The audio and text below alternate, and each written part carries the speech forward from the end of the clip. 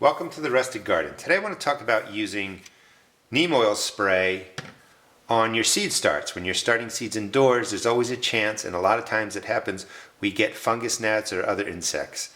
I showed you in a video earlier, maybe this week or last week, that when you buy starting mixes, use boiling water to get moisture into them, but the boiling water is going to kill out any eggs or any kind of spores or any problems that you might have in there. Not 100%, but a lot. So start with that boiling water. The next thing that happens is when you prepare your starting mixes, we give fungus gnat eggs, which I'm learning, and other insect eggs are really resilient in that they just survive dry period. So you buy the bag dry mix, some insect laid eggs on the product when it was outside before it got in the bag. You add in cool water, warm water, stick it into here. You're giving the eggs what they need. They get moisture from, soaking the seed starting mix, and they get warmth from the lights, and then they get food from the germinating seeds. The eggs hatch, the insects take off, and then you have an infestation. So to prevent that this year, I'm starting my spray of neem oil early, and I used this last year and it was really effective, but there's a way that you need to do it for it to work best.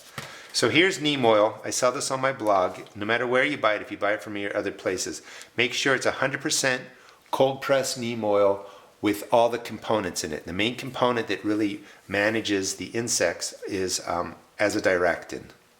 For whatever reason, when you buy neem oil at Home Depot or Lowe's or places like that, they pull out a lot of the components, make another spray that you have to buy, and then they just sell neem oil, which has nothing in it but the oil. It doesn't have the natural components that kill the insects. You can check out my videos to learn more about that. So 100% cold pressed neem oil. 1 quart of water, 1 to 2 teaspoons of neem oil. I'm using 2 teaspoons, and I'm using a half a teaspoon of Dawn dish detergent. Now when you make these sprays, I've used this before on what I grow. I know that it doesn't damage it, but you have to learn sort of on your own. So every time you try a new spray, start with 1 teaspoon of neem oil, start with the soap that you use, and test it out. Make sure it doesn't damage your plants. I can't stress that enough. You can't just go listening to me, make a spray, go spray your garden or your plants. You could end up harming them. So anyway, I know that I'm going to use 2 teaspoons of neem oil. I like the sprayer from Home Depot because it's really wide so you can see in there. So when you put in the neem oil, it floats. And what you want to do is you're just adding enough soap so that that oil gets dispersed all the way through the container. You can see how it's brown. That's the neem oil through there. So a half a teaspoon of Dawn dish soap worked well. And I do want to say, I can't give you the exact recipe because we all use different soaps. So put in 1 or 2 teaspoons of neem oil and then just put in a couple drops of the soap you're using, swirl it around, and when you get to the point where you see the oil disperses through the water and isn't floating, that's enough soap. Don't overdo the soap. The soap is mostly what could be dangerous if you overdo it, that could burn leaves and stuff like that. Hope that makes sense.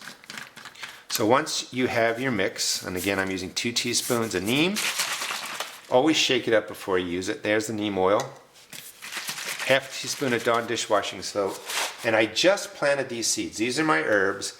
And what I'm going to do is just soak the tops down. You're putting the neem oil right on top of the surface. Any insects that crawl around would crawl through there. You'll contact the eggs if there's eggs in there.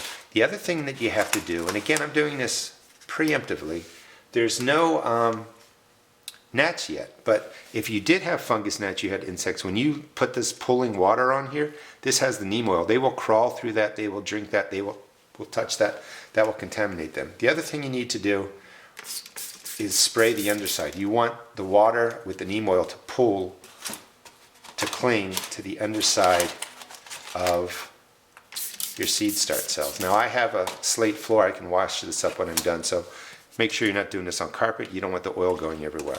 So once you go through and you spray all the bottoms, you also want to spray inside of here. This is where the insects go. They crawl in under here, they crawl all over the place.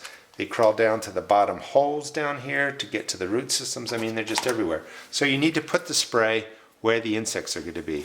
I'm going to do this once a week for all of my plants. That should take care of any insects that really come in. And there's also some properties of neem oil that will help manage fungus and different diseases too. It's not a cure-all, it doesn't fix everything, but it definitely works for fungus gnats. So make sure if you buy neem oil, you'll get 100% cold pressed neem oil with azadirachtin.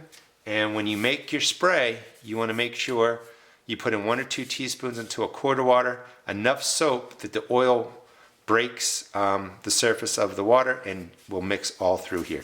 And then every time you spray, make sure you shake this. You just want a nice fine spray of neem oil across your seed starting cells and through your tray. Hope you enjoyed the video. Please check out my blog at www.therustedgarden.blogspot.com and also check out my YouTube videos. Thanks.